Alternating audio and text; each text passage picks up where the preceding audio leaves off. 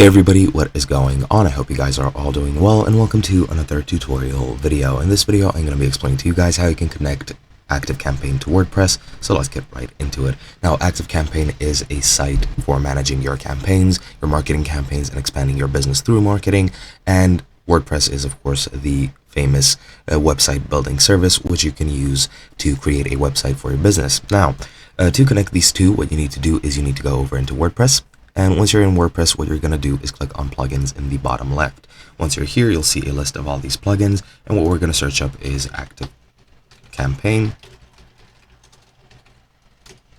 And once we search that up, you'll get these two. Now, this is for WooCommerce. If you use it, you can easily just select this. But you need forms, site tracking, and live chat by Activecampaign. Just click on that.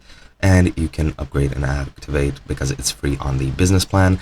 I currently don't have the business plan. I'm on the free plan, so I cannot use that. But if you had the business plan, you can just install it. And once you install it, you just click on activate, and then the Activecampaign plugin will work. Now, you can use that, or you can use the one for WooCommerce. It's pretty much the same thing. If you have the business plan, you can upgrade and activate this plugin and use both to,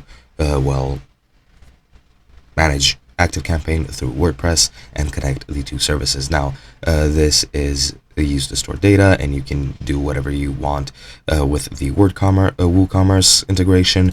But for the forms, site tracking, and live chat, that is basically self-explanatory. You'll be able to create forms, live chat with other members of your site, and also track your site with analytics. And that is basically it.